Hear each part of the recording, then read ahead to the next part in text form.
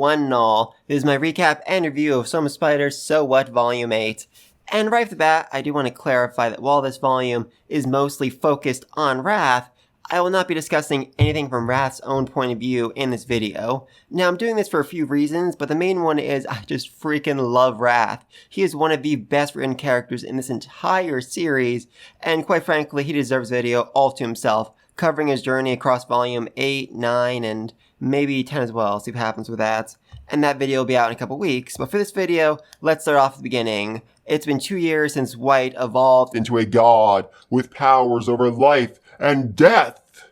And things are not going all that well for her. While she does, actually have the powers of a god, she can't really access that power, so she is just a completely normal human being with, crazy spider eyes. But the thing is, human beings in this world have stats and skills that make them strong, and White has none of that, so she is weak. Overwhelmingly, pathetically weak. She can't even walk more than a couple feet without basically blacking out, and when they buy her a carriage to, ride in, she gets motion sickness, and then she vomits, and then she blacks out. And to make things so much worse, she is albino, in a world with no sunscreen, so even the tiniest bits of sunlight badly burn her. She actually says that the sun is a bigger threat to her than it is to the two vampires she's traveling with. Oh god, poor White. Poor White. So yeah, basically Team Demon Lord decided to buy a carriage to carry White in, because while she does get motion sick, it is so much easier than trying to get her to walk. Oh god, poor White. And they also need the carriage because, before White evolved into a god, they used her spatial storage skill to, store all of their junk, and when White evolved into a god, they lost access to all of their junk. Or at least they would have if it wasn't for Black, who came to the rescue. In one of my favorite scenes in the entire series, seriously. Basically, Black offers to help, he kind of hacks his way into White's spatial storage and pulls out all of her stuff. And it takes a while. It takes a very long time because it was just chock full of monster corpses, clothes, cooking utensils, spices. Seriously, if we ever get a second season, I just want it to be 5 minutes of Black pulling things out just over and over again. Oh, that would be freaking hilarious. I'd love to see that. But anyway, though, in order to carry all the stuff, or at least most of this stuff, some of it does end up getting thrown away, they end up buying a giant merchant carriage and 2 fen rushes to pull it. These are monsters that are a type of earthworm, the pre-evolved form of an earth dragon, that resemble just giant horses. And these things are incredibly expensive, incredibly powerful, and incredibly loyal, but they will only serve a master who they view as being stronger than themselves. And because, they are one step away from earth dragons, that's kind of hard to find. But thankfully, everybody on Team Demon Lord is insanely powerful, so Mira is very easily able to tame them and win them over. Huzzah! Oh, and speaking of Mira, Vampy is very angry that he needs to keep taking care of White whenever she gets sick. She's always sick, and she is particularly angry when Mira needs to carry White bridal style up to their hotel room. In fact, she is so jealous, it actually causes her jealousy skills to level up, which is very dangerous because it'll eventually evolve into envy, one of the 7 deadly sin skills, which Ariel explains is, a really big problem. Basically, the 7 deadly sin skills and the 7 heavenly virtue skills affect the mind and soul of their users, giving them the traits of the original users of those skills. Sophia has jealousy, which will eventually evolve into envy, and it turns her into a crazy stalker, and the closer it gets to envy, the crazier she'll become. Oh, Sophia, you worry me. You very much worry me. Then there's Sloth, one of White's old skills, and this is a weird one because the original wielder wanted to slack off and relax, but they end up dying from overwork, and as a result the skill itself doesn't actually allow the user to rest, but instead forces everyone around them to rest by draining their SP very quickly. So yeah, that's a weird bit of irony right there. Then there's Pride, another one of White's skills, which allows you to gain way more experience, but the problem is it ends up causing you to view everyone around you as being a source of experience. We saw this in White quite often when she referred to humans as, juicy chunks of experience points. Which, was worrisome. Very, very worrisome back then, but it makes so much more sense that wasn't actually, White being sociopathic and sadistic, but rather a result of the skill essentially corrupting her mind. Yay! White's not evil! Though honestly, the concepts of good and evil are really pushed in this series. There are a lot of people who do, truly awful, terrible things, but for the right reasons, so interesting.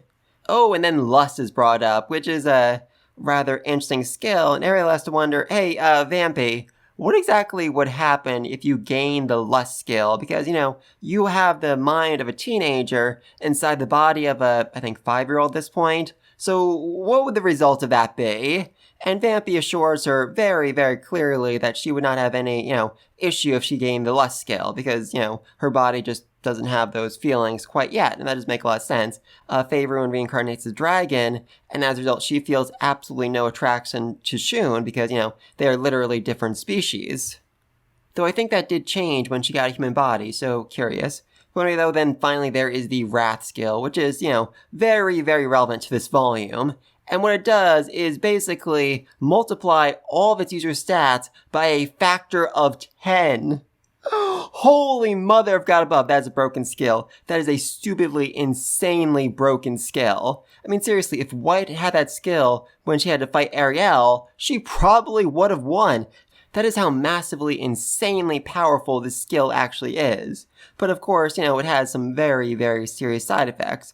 Basically, once the skill is activated, you kinda go insane. You kinda, you lose your focus and you just wanna kill and destroy and rampage and just go, ah! All the time. And the longer the skill is activated, the stronger the effect is, until you kinda lose the ability to turn the skill off. So, yeah, it is a very, very dangerous skill. In fact, White actually had the precursor to this skill, Anger, but she decided never to activate it because she didn't like the way it made her mind feel. So yeah, a very, very dangerous skill. But anyway, though, the next day, White wakes up in her hotel room all alone, except for Sayel, the quietest of the puppet spiders. Now, this girl is really, really good at following orders, but is very bad at thinking for herself. And her left arm is also, just really badly messed up because 2 years ago, it was, almost completely destroyed in the battle against the tank. And White managed to fix it up a little bit, but then she figures, okay, you know what, I have to go fight this giant UFO. I'll do the rest once I get back. But by the time she got back, she had evolved into a god. So she wasn't actually able to fix Sayel's arm. Ariel tried to, but even though she had the exact same skill as White and thousands of years of experience, she just could not match, White's skill level. She could not do the same thing White did and very, very quickly gave up. So now Sayel's arm looks, badly, badly messed up. I mean, she has a sleeve covering her whole arm, so nobody would actually see it, but just to be safe, they decided to put her on guard duty for White. Anyway, though, then she helps White get dressed and guides her down to the dining room for a very late breakfast. And things very, very quickly go off the rails as a group of drunk adventurers trip White, pull down her hood, pull her in close, and then start to grope her in the middle of the freaking dining room. And Sayel, unsurprisingly, figures, I think White is being attacked. I think I should murder everyone in this room. Like I said, Sayel is very, very bad at thinking for herself, and so White needed to stop her from going on a mass killing spree. Though that thought only lasted for a few seconds before White figured, hey, maybe these guys deserve to die. They are drunk and assaulting a woman first thing in the morning. I can't imagine if these guys are contributing members of society. Maybe I should just let them die. But thankfully, before she can come to a decision, the innkeeper shows up and chases off the adventurers. Huzzah! But then, tragedy strikes as White faces the greatest defeat, the greatest heartbreak she has experienced since coming to this world. She is unable to finish her breakfast. Yeah, for White, who took pride in devouring every bit of the monsters she defeated, not being able to finish breakfast is a blow to her pride unlike any other. She actually ends up crying, and the innkeeper needs to comfort her. Oh, I love this scene. I freaking love this scene. Meanwhile, Sayel completely finishes her own food and then eats White's leftovers as well. Because even though her actual body is about the size of a human palm, she has the satiation skill, which allows her to eat far, far beyond what should be physically possible. And White used to be able to do that as well, but now she's, essentially human, so she can't, and it is painful. It is very, very painful for her. But anyway, while this is happening, Team Demon Lord decides to go to the Adventurers Guild and ask about crossing the missing mountain range and getting into Demon Lord territory, and the guild is surprisingly empty, leading Ariel to ask, hey, did everybody die or something? And yes, they did.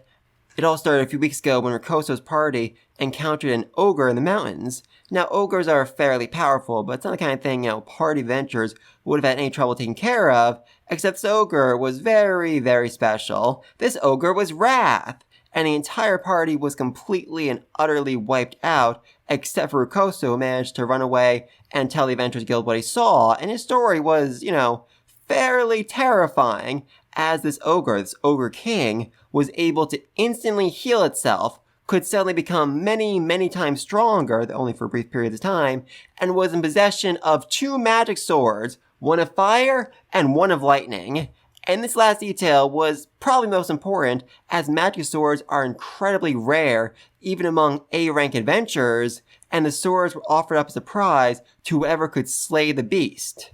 Now, Goto and Reg, they are the highest ranked adventurers in the guild, and they very, very badly wanted these swords. They also wanted to avenge their friends, but either way, they decided to join the hunt to take down the ogre, along with several dozen other adventurers, both from this branch and from other nearby guilds, and they figured, hey, you know what, we've got like 100 adventurers here, we'll win this fight easily. They were wrong. They were very, very wrong, as the battle ended up turning into a bloodbath, because despite the rarity of magical swords, this ogre seemed to have an unlimited supply of them. He actually just buried a bunch in the ground, and whenever someone stepped on one, they would explode. And those that weren't killed by the landmines had magic swords thrown at them, which also exploded. And yeah, in the end, Reg died, while Goto and Rikoso were 2 of the only survivors. So as a result of this, Goto tells Ariel the mountains are closed for the time being, but that Elder Ronins and Elder Noides, the strongest mage and strongest swordsman in the Empire, are on their way to take out the ogre. Hopefully. So Team Demon Lord decides to leave the Adventurers Guild, but as they do, Vampy creates a mouse familiar out of her own blood, which is apparently something she can do as a vampire. Awesome! And, about a minute after they leave, Goto turns to the receptionist and says, hey, I think those little girls were a bunch of demon spies. And he is, not entirely wrong.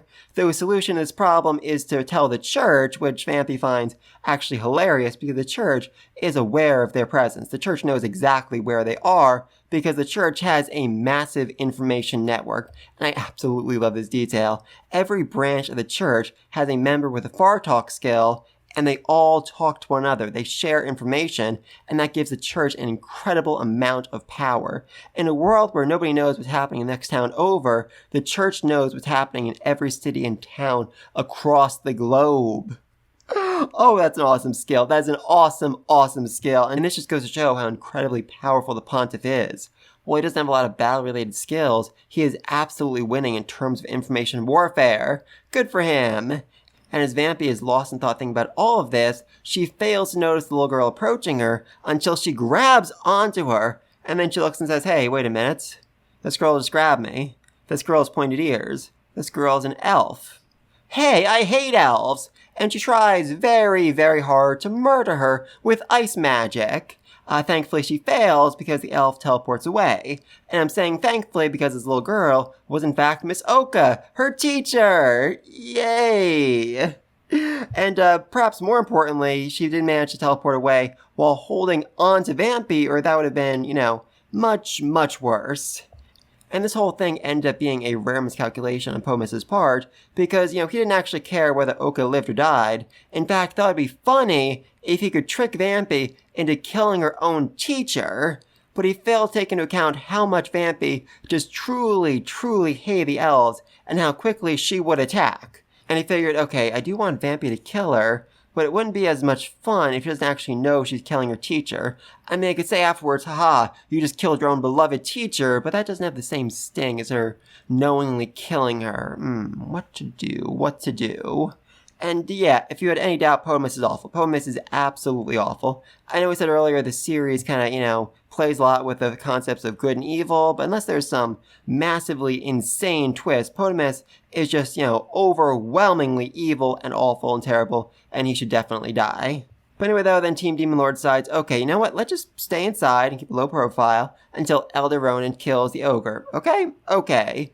And Elder Ronan, he has had quite a journey since we last saw him back at the end of Volume 6, when he decided to take on Julius, the hero, and the elder brother of Shun, as his apprentice. And, this did not go well. This did not go well at all. I mean, Ronan warned that his training would be very, very harsh, but Julius didn't actually know what harsh meant. Because Elder Ronan's teacher was in fact white, and her training could best be described as sociopathic. Yeah, that sounds about right. That sounds about right. As Julius ended up coming very, very close to death. In fact, the only reason why he didn't die is because Aurel, the young foul-mouthed assistant of Elder Ronan, managed to use healing magic to save his life, despite not having necessary skills, a feat that should have been absolutely impossible, but she did it somehow, some way. Good for her! So Ronan decided to take her on as his apprentice, even though, she really, really didn't want to be. But despite her protest and her unwillingness to learn, within just a few short years, she ended up becoming one of the most powerful mages in the entire world. Good for her. Ronan, though, had to be punished for almost killing the hero, so he was exiled to the north, which makes it quite strange that in his first appearance in this volume, he is in the Empire's capital, a place he should very much not be. But this can all be explained because of Buramus the Summoner. You remember this guy? He was part of the expedition that was sent to investigate White, and along with Ronan, was the only survivor. And then, unfortunately for him, White proceeded to attack an ally nation, an act that was blamed on them angering her. So yeah, somebody had to be punished, and for a whole lot of political reasons, they couldn't blame Elder Ronan. In fact, they actually erased him from history here. They said, oh no, Elder Ronan didn't go on this journey, Elder Ronan wasn't part of this expedition, Elder Ronan didn't fight the Nightmare Labyrinth and badly lose. There's no way our greatest mage could lose that easily. No, he wasn't part of it. So the blame fell solely on Buramus' shoulders, and he was exiled to the Mystic Mountains before he even had the chance to see the face of his newborn daughter. That's cold, man. That is seriously, seriously cold. And things only got worse from there. Much, much worse. His mission was essentially to establish a town at the base of a mountain and then clear a path all the way to the Demon Empire, a task that is utterly and completely impossible and also idiotic, so very, very idiotic. It's not like the Demon Empire is impossible to get to. There's a very long border with forts on it already. Making a path through mountains would not really serve any purpose other than, I don't know, maybe performing a sneak attack, and even then, it would definitely not be worth the cost of actually, traversing through the freaking mountains. And so Buramus looked around and thought to himself, okay, this is a bad situation. This is a very, very bad situation. But you know what? I survived certain death once before. I can do it again. All I need to do is rack up some accomplishments, and after a couple of years, people will forget, and they'll let me come back home, and I'll see my daughter. Huzzah! Unfortunately, fate is far, far crueler than that, and after about a year, he got a letter saying his daughter had been kidnapped by the elves. I mean, the letter didn't say that, but we all know the elves are the ones kidnapping children, because they're trying to hide the fact they're looking for reincarnators. Now, whether or not this child was a reincarnator, or just, a victim of their big smokescreen, hard to say. Either way, though, Buramus was very, very desperate to get back home, but if he actually left the mountains, he would be executed almost immediately for treason. So, yeah, that wasn't a realistic option. Instead, he figured, okay, you know what? I need to do something. I need to rack up accomplishments very, very quickly. And then, as he started to get very, very desperate, he thought to himself, hey, we're encountering a lot of goblins with, really good swords. I mean, seriously, the goblin swords are better than our swords, and we're from the Empire, the greatest nation in the world. Where the frick are the goblins getting all these great swords? So we killed all the goblins and raided their village, and found the one goblin who had a very unique skill that allowed him to forge swords out of magic power alone. Now this is utterly and completely insane, but it got crazier because as Bjormis trained this goblin, he became able to create magical swords. Swords that usually require, the parts of incredibly rare and incredibly powerful monsters. This was an absolute freaking game changer. This was the thing that would let Bjormis get back home. All he needed to do was make this goblin get as strong as possible. And then the records cease, and, when Ronan figured, hey, I haven't heard from Bjormis in a while, he went to investigate and found the entire town had been completely and utterly obliterated. There were no survivors. So why is Elder Ronan in the capital? He's on his way to tell Bjormis' wife that her husband is now dead. And she weeps and she is broken. She lost her child 3 years ago, and in those 3 years she has aged so incredibly, and it is sad. It is very, very sad. Seriously, that's just depressing. Anyway, though, Ronan figures, okay, there's a pretty good chance this ogre was the one that killed Bjormis, so I should probably kill the ogre to avenge my friends. Okay, maybe friends is a bit of a strong word. They didn't really talk or interact all that much before the expedition, but, Ronan feels a bit responsible because he's the one that set the nest on fire, which is what angered White so badly, so yeah, he figures, okay, I'll avenge you, my friend. I will avenge you. And I said friend, not really friends. Anyway, though, they prepare for battle against the Ogre King. And Oral, the second apprentice of Ronan, manages to prove her worth very, very quickly as she activates a wide-range wind magic spell that detonates all the swords at once so they don't have to worry about landmines anymore. Huzzah! Unfortunately, the ogre has a few more tricks up his sleeve. As he throws a sword in the ground, everyone's like, is it going to blow up? Is it going to blow up? But it doesn't, and instead he then throws a second sword, which when combined with the first one, creates an electric fence that instantly fries all the soldiers nearby it. So, yeah, that's dangerous. That's really freaking dangerous. But thankfully, Ronan is able to teleport Noides, the strongest swordsman in the Empire, directly in front of Wrath. And after Noides gets over the confusion of suddenly being teleported without any warning, he battles Wrath, and it is a fairly close fight. Wrath is certainly stronger, he's higher stats, but Noides, despite his old age, is incredibly skilled, far more so than Wrath, because, Wrath hasn't actually been trained in swordsmanship at all. He is completely and utterly self-taught. But still, the humans managed to make some impressive leads in this fight, especially Ronan, who uses what he learned from White to activate low-grade light magic, but with a bit of extra power pushed into it, something that should have been completely and utterly possible, but, Ronan saw White doing and figured, hey, if she can do it, that means I can do it, with, a whole lot of effort. It took him a good 2 years to actually master it, but he did it. He's able to launch low-grade light magic with a lot of oomph directly at Wrath, right into his brain, and instantly kills him. Huzzah! Unfortunately, at that exact moment, Wrath instinctively threw his sword, kills one of the soldiers, and gains just enough experience to level up, which fully heals him. And this, really confuses Ronan because as it turns out, leveling up shouldn't heal you. That's not a thing in this world at all, except for the reincarnators, which, interesting, certainly interesting. So Ronan figured, okay, he has some weird healing thing going on, which I can't figure out. So what I'm going to do right now is activate Inferno magic, the highest level of fire magic, and put a little extra oomph in it, which is insane for so many reasons. First off, Inferno magic is not something one person should be able to cast at all. Instead, it's supposed to be like a group of people, communicating together, focusing, and able to, cast it as one whole entity. One person casting it is insane, and for Ronan to put extra power into it, extra insane. Even he isn't sure what's going to happen, and there's a very good chance it's going to, self-destruct and kill him before it kills Wrath. Thankfully, though, before that happens, Wrath just, runs away. He sees what's going on, he's like, nope, I'm out of this, and he just bolts. As everyone kind of, stares on in confusion, did we just win? Should we chase after him? What's going on right here? And at that exact moment, Ronan realizes, hey, wait a minute. There's a ninja standing behind me. Why is there a ninja standing behind me? What is a ninja doing out here in the mountains? Ninja, what's going on, dude? And the ninja is actually a covert operative of the church, and it tells him, hey, listen, don't pursue the ogre. Just leave it to us. Leave it to the church. We'll deal with it. And Ronan, really doesn't want to do that, but he figures, okay, you know what? When it came to the expedition, I made the mistake of charging him when I should have run away. That was my bad, and I'm not going to make that same mistake again. He's also just, on really, really bad terms with the church after almost killing the hero, so he's like, all right, I surrender.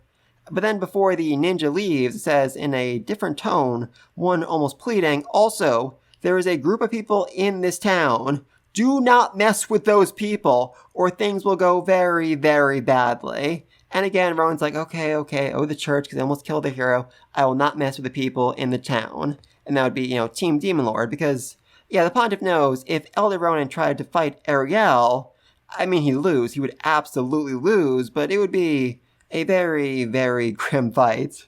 I mean, for one thing, humanity would lose their greatest mage, which, the Pontiff definitely doesn't want to happen. But anyway, though, speaking of the Pontiff, he has his covert operatives use heresy magic to lure the ogre into a group of elves who are waiting to ambush Team Demon Lord, and he slaughters every last one of them, except for Miss Oka and Potamus, who manage to teleport away. And Oka is, very, very shaken after seeing her student go on a massive killing spree. And, she still really wants to save him, but Potamus basically shuts her up by saying, it killed our people, which...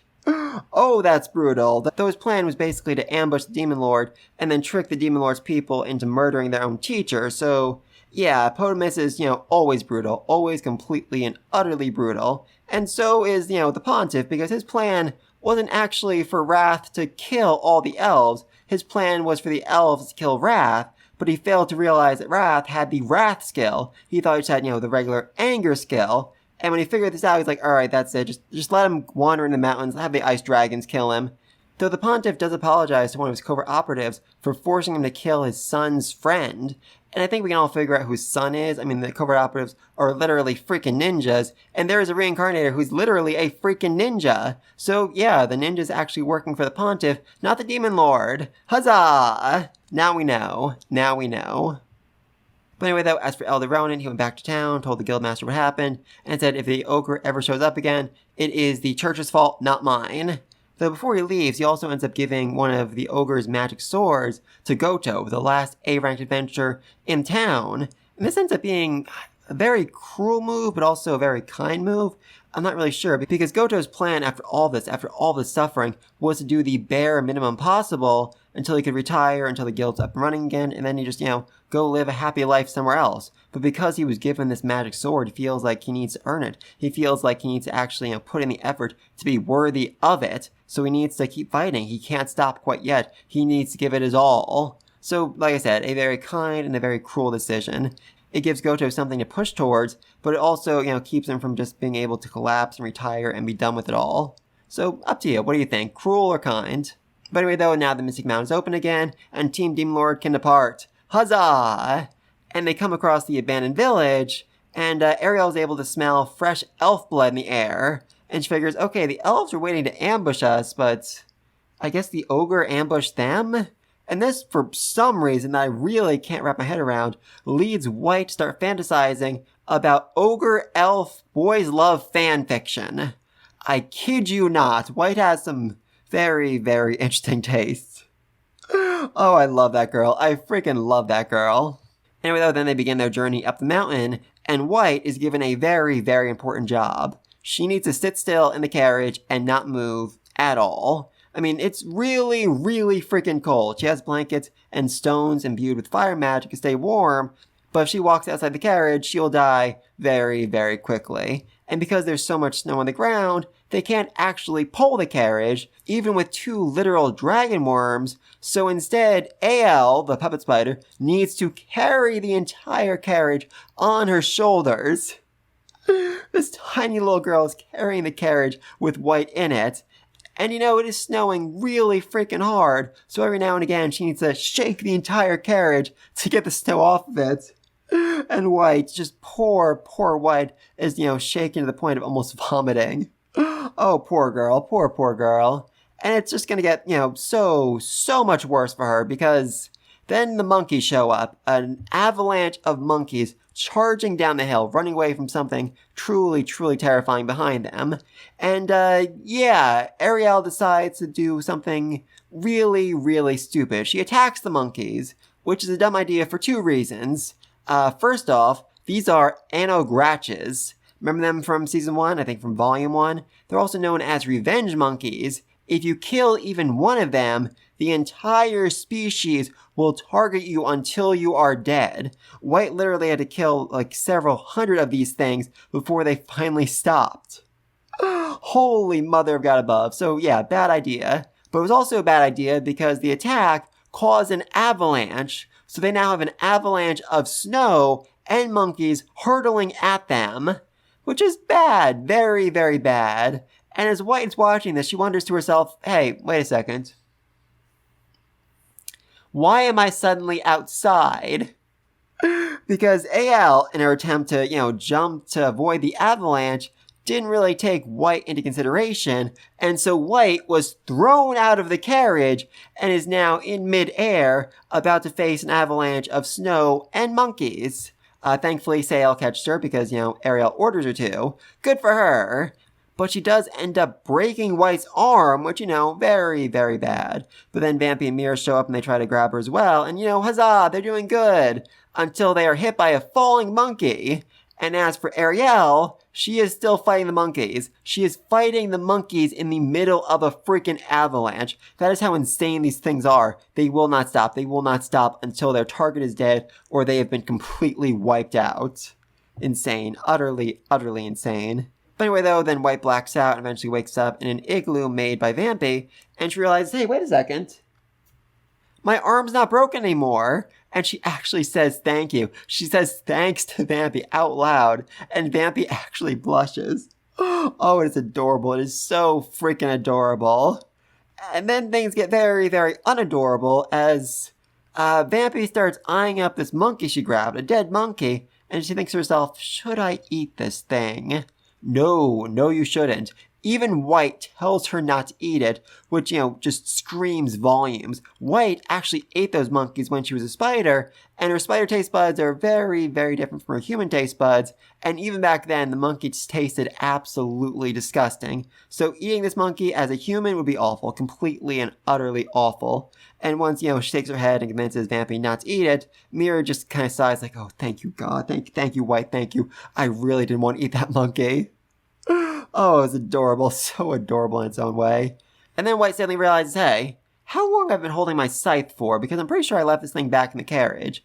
And her scythe is no ordinary scythe. Even before she evolved into a god, it seemed to act on its own and evolve in strange and unique ways. But then when she evolved, she kind of had to force some of the energy into it to keep herself from blowing up. So her scythe is also godlike. She just can't, really tap into its power all that well. But it teleported to her, and her instinct starts screaming at her, so she stands up, puts the scythe in front of her, and if she hadn't, she would have died, as a mostly naked man shows up out of nowhere, attacks the igloo, and breaks all the bones in her arms. I mean, she managed not to die thanks to the godly power of the scythe, but, she is still in a whole bunch of pain, and she is now outside the igloo, so she is cold. She is very, very cold, and very close to death. And Vampy rushes over to Mira's side to heal him. She's so worried about him. And then once he's stabilized, she turns around and she's like, oh, White! Yeah, you're here too! Vampy completely and utterly forgot about White because she was so focused on Mira. I mean, Mira is a freaking vampire. He is incredibly strong. White is, for the most part, an ordinary human. An attack like that should have 100% killed her. Anyway, though, then Vampy managed to heal White, and, she's like, hey, you realize who this ogre is, right? And Vampy's like, what are you talking about? I've never seen this ogre before in my life. And so White's actually forced to say his name, Kyoya Sasajima. And that was a very, very bad idea, as hearing his name seriously ticks him off, and he starts attacking them, and attacking the ground they're standing on, which is just so very, very bad, because they realize, hey, we're not standing on solid ground. We're standing on a glacier, and his blow right here opened up a crevasse in the ground. A crevasse that Sael ends up getting tossed into after she is electrocuted. So bad. Very, very bad. I mean, she has crazy high stats and resistance to electricity, so she's probably not dead, but yeah, I mean, Sael is certainly stronger than Vampy, And even she was having trouble facing off against Wrath, so they're in trouble. They are in a whole bunch of trouble. And meanwhile, Ariel is thinking to herself, oh, I messed up. I messed up. I badly, badly messed up. I shouldn't have used magic on the monkeys. I shouldn't have used magic on the monkeys. Oh, White's gonna die. White is so, so gonna die. Oh, I'm sorry. White, I'm so sorry. I accidentally killed you. And I was trying to figure out exactly where White and the rest of them are. Nia, the ice dragon, shows up and explains that she, caused the blizzard they're now facing because she wanted to kill the ogre, but she couldn't kill him directly because, Black said, don't kill the reincarnators. But she figured, okay, if he just kind of, dies in a blizzard I create, that's not really my fault. A interesting loophole, but, it works for her. And then she demands liquor as an apology for Ariel causing, chaos on her mountain. So Ariel threatens to murder her. And then when Ariel explains, oh, by the way, I killed Earth Dragon Gakia, the strongest of the Earth Dragons, Nia realizes, oh, I shouldn't mess with you. I really, really shouldn't mess with you. So she stops the blizzard, and then Ariel gives her some liquor as a thank you. Yay! Because Nia really, really likes liquor. Seriously, all of these dragons have these absolutely insane personalities, and I freaking love it. Anyway, though, back in the fight, White is surprisingly, completely, and utterly useless. In fact, she almost falls into the crevasse, so that's bad. And to make things so much worse, Sophia ends up crashing into her and breaks even more of her bones. Yeah, Sophia is not doing all that well here. In fact, her main weapon is actually like a huge broadsword, but, it's kind of too big for her to carry around, so she left it in the carriage. So she's fighting a dude with 2 magic swords without any swords for herself. So, a bad matchup. A very, very bad matchup. And to make matters worse, Sophia's being an idiot. An absolute and complete idiot. I mean, I think this is her first real battle, so it makes sense, but she completely forgets to use appraisal until White actually tells her to. Oh, appraisal. Yeah, that's smart. I should do that. And then she figures out he has the Wrath skill, which is, really, really bad, as the skill literally drives you insane. But White actually has an idea, and she needs to do a lot of talking to get the idea across to Sophia. So, good for you, White. You managed to somewhat fix your whole fear of talking to people. Huzzah! And her plan is basically to have Sophia use the jealousy skill on Wrath. Now, jealousy can seal one skill, similar to White's sealing evil eye. But the problem is it takes a lot of time, and what's more, Wrath is such a powerful skill, they aren't actually sure if they'll be able to seal at all, but this is a hope. A tiny, tiny hope that they can win. So Sophia gets really into this battle, starts smiling, because as it turns out, she is a complete and utter battle junkie. Though her mood changes rather quickly when Wrath ends up disarming Mira.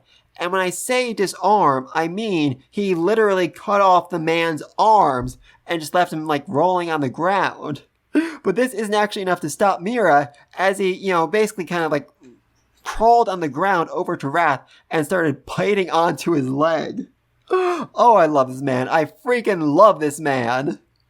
And then Wrath sets his eyes on White, and for the tiniest moment he recognizes her. He recognizes her as Hiro Wakaba, and when she says his name, the tiniest bit of light appears in his eyes, ever so briefly, but then it fades away, and he's about to kill her. Thankfully, though, Vampy is not down for the count, as she jumps him from behind and starts biting onto him, which seems like a smart choice until he starts, pounding onto the ground, and it collapses beneath his feet, and they both fall in.